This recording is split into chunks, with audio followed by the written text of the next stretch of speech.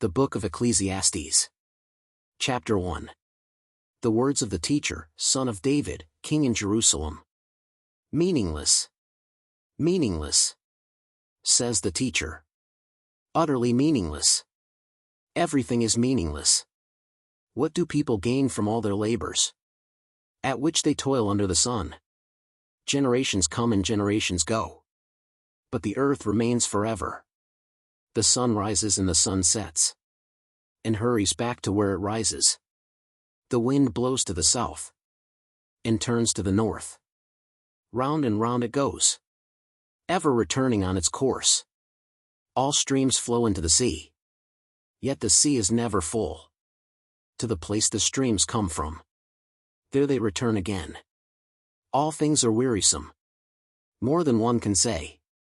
The eye never has enough of seeing, nor the ear its fill of hearing. What has been will be again.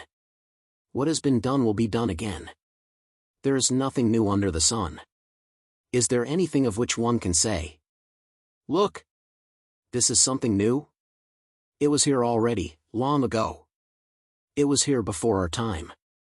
No one remembers the former generations, and even those yet to come will not be remembered by those who follow them. I, the teacher, was king over Israel and Jerusalem.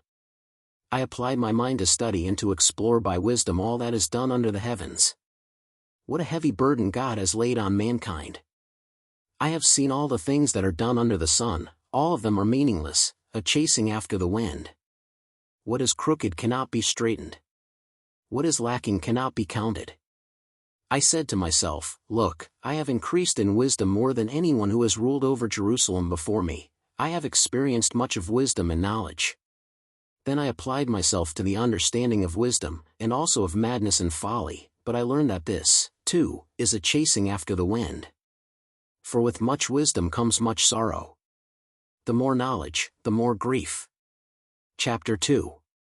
I said to myself, "Come now, I will test you with pleasure to find out what is good." But that also proved to be meaningless. Laughter, I said, is madness. And what does pleasure accomplish? I tried cheering myself with wine, and embracing folly, my mind still guiding me with wisdom. I wanted to see what was good for people to do under the heavens during the few days of their lives. I undertook great projects. I built houses for myself and planted vineyards. I made gardens and parks and planted all kinds of fruit trees in them. I made reservoirs to water groves of flourishing trees. I bought male and female slaves and had other slaves who were born in my house. I also owned more herds and flocks than anyone in Jerusalem before me. I amassed silver and gold for myself, and the treasure of kings and provinces. I acquired male and female singers, and a harem as well, the delights of a man's heart. I became greater by far than anyone in Jerusalem before me. In all this my wisdom stayed with me. I denied myself nothing my eyes desired. I refused my heart no pleasure. My heart took delight in all my labor, and this was the reward for all my toil. Yet when I surveyed all that my hands had done, and what I had toiled to achieve, everything was meaningless, a chasing after the wind. Nothing was gained under the sun. Then I turned my thoughts to consider wisdom, and also madness and folly. What more can the king's successor do than what has already been done? I saw that wisdom is better than folly, just as light is better than darkness. The wise have eyes in their heads, while the fool walks in the darkness. But I came to realize that the same fate overtakes them both. Then I said to myself, "The fate of the fool will overtake me also. What then do I gain by being wise?" I said to myself, "This too is meaningless. For the wise, like the fool, will not be long remembered. The days have already come when both have been forgotten. Like the fool, the wise too must die." So I hated life, because the work that is done under the sun was grievous to me. All of it is meaningless, a chasing after the wind. I hated all the things I had toiled for under the sun, because I must leave them to the one who comes after me. And who knows whether that person will be wise or foolish? Yet they will have control over all the fruit of my toil into which I have poured my effort and skill under the sun. This too is meaningless. So my heart began to despair over all my toilsome labor under the sun. For a person may labor with wisdom, knowledge and skill, and then they must leave all they own to another who has not toiled for it. This too is meaningless and a great misfortune. What do people get for all the toil and anxious striving with which they labor under the sun? All their days their work is grief and pain, even at night their minds do not rest. This too is meaningless. A person can do nothing better than to eat and drink and find satisfaction in their own toil. This too, I see, is from the hand of God, for without him, who can eat or find enjoyment? To the person who pleases him, God gives wisdom, knowledge and happiness, but to the sinner he gives the task of gathering and storing up wealth to hand it over to the one who pleases God. This too is meaningless, a chasing after the wind. Chapter 3. There is a time for everything, and a season for every activity under the heavens. A time to be born and a time to die. A time to plant and a time to uproot. A time to kill and a time to heal. A time to tear down and a time to build. A time to weep and a time to laugh. A time to mourn and a time to dance. A time to scatter stones and a time to gather them. A time to embrace and a time to refrain from embracing. A time to search and a time to give up. A time to keep and a time to throw away. A time to tear and a time to mend. A time to be silent and a time to speak.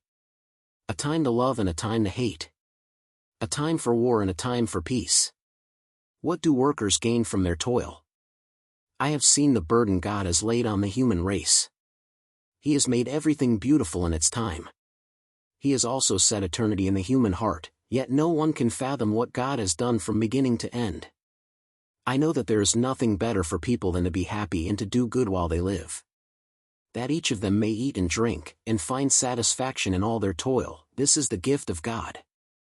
I know that everything God does will endure forever, nothing can be added to it and nothing taken from it. God does it so that people will fear him. Whatever is has already been.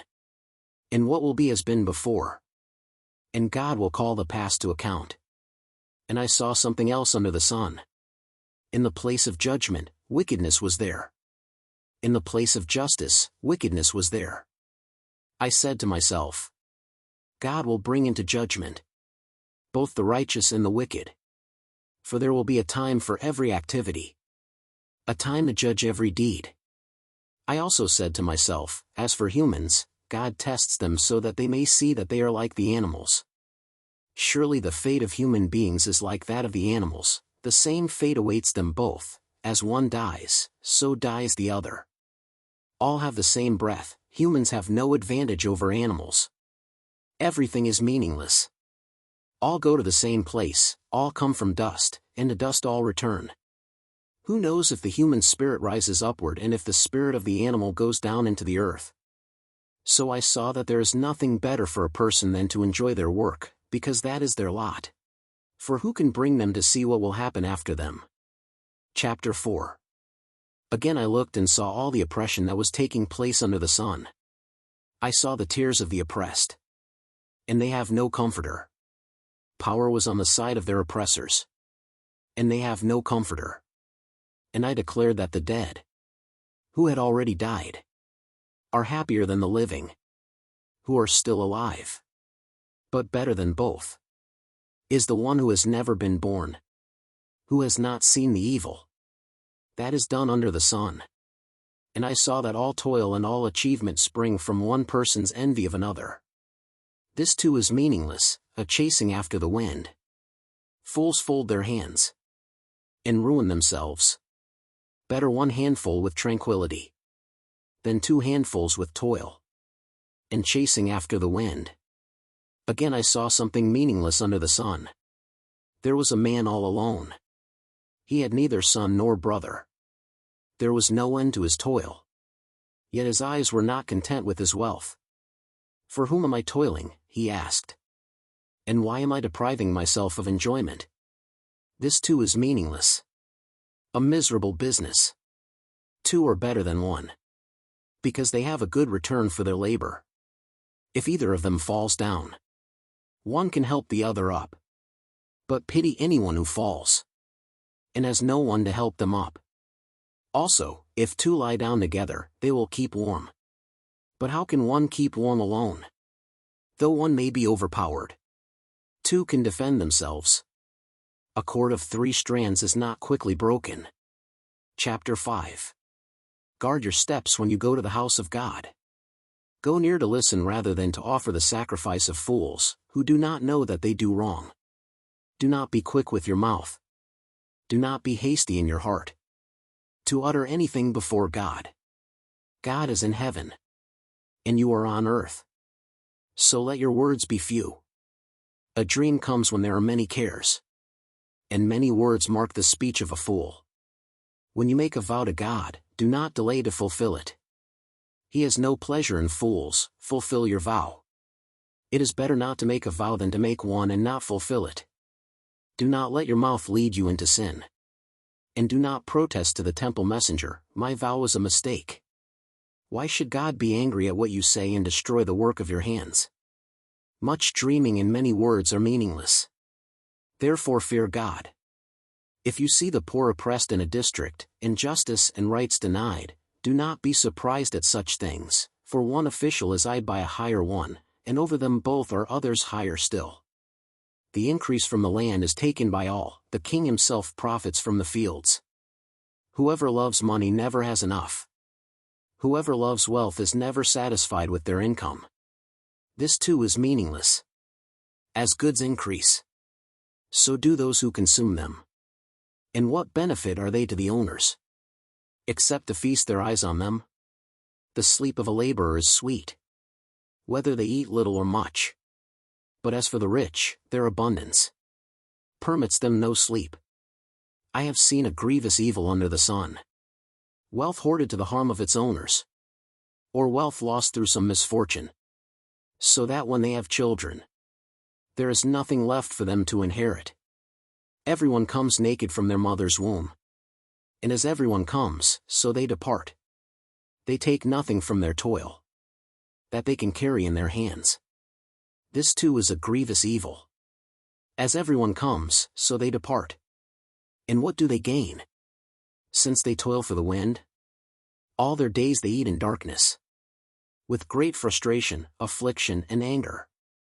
This is what I have observed to be good, that it is appropriate for a person to eat, to drink and to find satisfaction in their toilsome labor under the sun during the few days of life God has given them, for this is their lot. Moreover, when God gives someone wealth and possessions, and the ability to enjoy them, to accept their lot and be happy in their toil, this is a gift of God. They seldom reflect on the days of their life, because God keeps them occupied with gladness of heart. Chapter 6. I have seen another evil under the sun, and it weighs heavily on mankind. God gives some people wealth, possessions and honor, so that they lack nothing their hearts desire, but God does not grant them the ability to enjoy them, and strangers enjoy them instead. This is meaningless, a grievous evil. A man may have 100 children and live many years, yet no matter how long he lives, if he cannot enjoy his prosperity and does not receive proper burial, I say that a stillborn child is better off than he. It comes without meaning, it departs in darkness, and in darkness its name is shrouded. Though it never saw the sun or knew anything, it has more rest than does that man, even if he lives 1,000 years twice over but fails to enjoy his prosperity. Do not all go to the same place? Everyone's toil is for their mouth, yet their appetite is never satisfied. What advantage have the wise over fools? What do the poor gain by knowing how to conduct themselves before others? Better what the eye sees than the roving of the appetite. This too is meaningless, a chasing after the wind. Whatever exists has already been named, and what humanity is has been known. No one can contend with someone who is stronger. The more the words, the less the meaning. And how does that profit anyone? For who knows what is good for a person in life, during the few and meaningless days they pass through like a shadow? Who can tell them what will happen under the sun after they are gone? Chapter 7. A good name is better than fine perfume, and the day of death better than the day of birth. It is better to go to a house of mourning than to go to a house of feasting. For death is the destiny of everyone, The living should take this to heart. Frustration is better than laughter. Because a sad face is good for the heart. The heart of the wise is in the house of mourning. But the heart of fools is in the house of pleasure. It is better to heed the rebuke of a wise person than to listen to the song of fools. Like the crackling of thorns under the pot, so is the laughter of fools. This too is meaningless. Extortion turns a wise person into a fool, and a bribe corrupts the heart. The end of a matter is better than its beginning, and patience is better than pride. Do not be quickly provoked in your spirit, for anger resides in the lap of fools. Do not say, "Why were the old days better than these?" For it is not wise to ask such questions. Wisdom, like an inheritance, is a good thing, and benefits those who see the sun. Wisdom is a shelter, as money is a shelter. But the advantage of knowledge is this: wisdom preserves those who have it. Consider what God has done.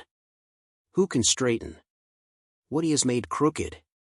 When times are good, be happy. But when times are bad, consider this: God has made the one as well as the other. Therefore, no one can discover anything about their future. In this meaningless life of mine I have seen both of these: the righteous perishing in their righteousness, and the wicked living long in their wickedness. Do not be over-righteous, neither be over-wise. Why destroy yourself? Do not be over-wicked, and do not be a fool. Why die before your time? It is good to grasp the one, and not let go of the other. Whoever fears God will avoid all extremes. Wisdom makes one wise person more powerful than 10 rulers in a city. Indeed, there is no one on earth who is righteous, no one who does what is right and never sins. Do not pay attention to every word people say, or you may hear your servant cursing you. For you know in your heart that many times you yourself have cursed others. All this I tested by wisdom, and I said, I am determined to be wise. But this was beyond me. Whatever exists is far off and most profound. Who can discover it? So I turned my mind to understand, to investigate and to search out wisdom and the scheme of things, and to understand the stupidity of wickedness, and the madness of folly. I find more bitter than death the woman who is a snare, whose heart is a trap, and whose hands are chains. The man who pleases God will escape her, but the sinner she will ensnare. Look, says the teacher, this is what I have discovered. Adding one thing to another to discover the scheme of things. While I was still searching, but not finding, I found one upright man among 1,000, but not one upright woman among them all. This only have I found: God created mankind upright, but they have gone in search of many schemes. Chapter 8. Who is like the wise? Who knows the explanation of things? A person's wisdom brightens their face, and changes its hard appearance. Obey the king's command, I say, because you took an oath before God. Do not be in a hurry to leave the king's presence. Do not stand up for a bad cause, for he will do whatever he pleases. Since a king's word is supreme, who can say to him, what are you doing? Whoever obeys his command will come to no harm, and the wise heart will know the proper time and procedure. For there is a proper time and procedure for every matter, though a person may be weighed down by misery. Since no one knows the future, who can tell someone else what is to come? As no one has power over the wind to contain it, so no one has power over the time of their death. As no one is discharged in time of war, so wickedness will not release those who practice it. All this I saw, as I applied my mind to everything done under the sun. There is a time when a man lords it over others to his own hurt. Then too, I saw the wicked buried, those who used to come and go from the holy place and receive praise in the city where they did this. This too is meaningless. When the sentence for a crime is not quickly carried out, people's hearts are filled with schemes to do wrong. Although a wicked person who commits 100 crimes may live a long time, I know that it will go better with those who fear God, who are reverent before him. Yet because the wicked do not fear God, it will not go well with them, and their days will not lengthen like a shadow. There is something else meaningless that occurs on earth, the righteous who get what the wicked deserve, and the wicked who get what the righteous deserve. This too, I say, is meaningless. So I commend the enjoyment of life, because there is nothing better for a person under the sun than to eat and drink and be glad. Then joy will accompany them in their toil all the days of the life God has given them under the sun.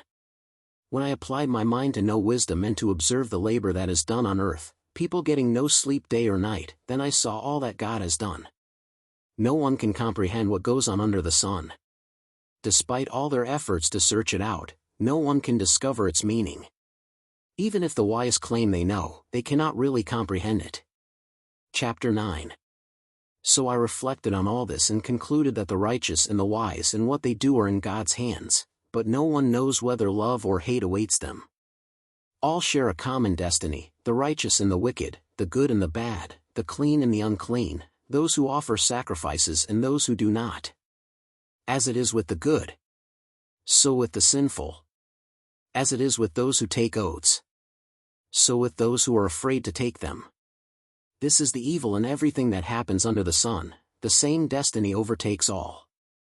The hearts of people, moreover, are full of evil, and there is madness in their hearts while they live, and afterward they join the dead. Anyone who is among the living has hope, even a live dog is better off than a dead lion. For the living know that they will die. But the dead know nothing. They have no further reward. And even their name is forgotten. Their love, their hate, and their jealousy have long since vanished. Never again will they have a part in anything that happens under the sun. Go, eat your food with gladness, and drink your wine with a joyful heart, for God has already approved what you do. Always be clothed in white, and always anoint your head with oil. Enjoy life with your wife, whom you love, all the days of this meaningless life that God has given you under the sun, all your meaningless days. For this is your lot in life and in your toilsome labor under the sun. Whatever your hand finds to do, do it with all your might, for in the realm of the dead, where you are going, there is neither working nor planning nor knowledge nor wisdom. I have seen something else under the sun. The race is not to the swift, or the battle to the strong. Nor does food come to the wise, or wealth to the brilliant, or favor to the learned. But time and chance happen to them all. Moreover, no one knows when their hour will come. As fish are caught in a cruel net, or birds are taken in a snare, so people are trapped by evil times that fall unexpectedly upon them. I also saw under the sun this example of wisdom that greatly impressed me. There was once a small city with only a few people in it. And a powerful king came against it, surrounded it, and built huge siege works against it. Now there lived in that city a man poor but wise, and he saved the city by his wisdom. But nobody remembered that poor man. So I said, wisdom is better than strength. But the poor man's wisdom is despised, and his words are no longer heeded. The quiet words of the wise are more to be heeded than the shouts of a ruler of fools. Wisdom is better than weapons of war. But one sinner destroys much good. Chapter 10. As dead flies give perfume a bad smell, so a little folly outweighs wisdom and honor. The heart of the wise inclines to the right, but the heart of the fool to the left. Even as fools walk along the road, they lack sense, and show everyone how stupid they are. If a ruler's anger rises against you, do not leave your post. Calmness can lay great offenses to rest. There is an evil I have seen under the sun, the sort of error that arises from a ruler. Fools are put in many high positions, while the rich occupy the low ones. I have seen slaves on horseback, while princes go on foot like slaves. Whoever digs a pit may fall into it. Whoever breaks through a wall may be bitten by a snake. Whoever quarries stones may be injured by them. Whoever splits logs may be endangered by them. If the axe is dull, and its edge unsharpened, more strength is needed. But skill will bring success. If a snake bites before it is charmed, the charmer receives no fee. Words from the mouth of the wise are gracious, but fools are consumed by their own lips. At the beginning their words are folly. At the end they are wicked madness. And fools multiply words. No one knows what is coming. Who can tell someone else what will happen after them? The toil of fools wearies them. They do not know the way to town. Woe to the land whose king was a servant, and whose princes feast in the morning. Blessed is the land whose king is of noble birth, and whose princes eat at a proper time. For strength and not for drunkenness. Through laziness, the rafters sag. Because of idle hands, the house leaks. A feast is made for laughter. Wine makes life merry. And money is the answer for everything. Do not revile the king even in your thoughts, or curse the rich in your bedroom. Because a bird in the sky may carry your words, and a bird on the wing may report what you say. Chapter 11. Ship your grain across the sea. After many days you may receive a return. Invest in 7 ventures, yes, in 8. You do not know what disaster may come upon the land. If clouds are full of water, they pour rain on the earth. Whether a tree falls to the south or to the north, in the place where it falls, there it will lie. Whoever watches the wind will not plant. Whoever looks at the clouds will not reap. As you do not know the path of the wind, or how the body is formed in a mother's womb, so you cannot understand the work of God, the maker of all things. Sow your seed in the morning, and at evening let your hands not be idle. For you do not know which will succeed, whether this or that, or whether both will do equally well. Remember your Creator while young. Light is sweet, and it pleases the eyes to see the sun. However many years anyone may live, let them enjoy them all. But let them remember the days of darkness, for there will be many. Everything to come is meaningless. You who are young, be happy while you are young, and let your heart give you joy in the days of your youth. Follow the ways of your heart, and whatever your eyes see. But know that for all these things, God will bring you into judgment. So then, banish anxiety from your heart, and cast off the troubles of your body. For youth and vigor are meaningless. Chapter 12. Remember your Creator in the days of your youth, before the days of trouble come, and the years approach when you will say, I find no pleasure in them. Before the sun and the light, and the moon and the stars grow dark, and the clouds return after the rain, when the keepers of the house tremble, and the strong men stoop, when the grinders cease because they are few, and those looking through the windows grow dim, when the doors to the street are closed, and the sound of grinding fades, when people rise up at the sound of birds, but all their songs grow faint, when people are afraid of heights, and of dangers in the streets, when the almond tree blossoms, and the grasshopper drags itself along, and desire no longer is stirred. Then people go to their eternal home, and mourners go about the streets. Remember him, before the silver cord is severed, and the golden bowl is broken, before the pitcher is shattered at the spring, and the wheel broken at the well, and the dust returns to the ground it came from, and the spirit returns to God who gave it. Meaningless. Meaningless, says the teacher. Everything is meaningless. Not only was the teacher wise, but he also imparted knowledge to the people. He pondered and searched out and set in order many proverbs. The teacher searched to find just the right words, and what he wrote was upright and true. The words of the wise are like goads, their collected sayings like firmly embedded nails, given by one shepherd. Be warned, my son, of anything in addition to them. Of making many books there is no end, and much study wearies the body. Now all has been heard. Here is the conclusion of the matter. Fear God and keep His commandments. For this is the duty of all mankind. For God will bring every deed into judgment, including every hidden thing, whether it is good or evil.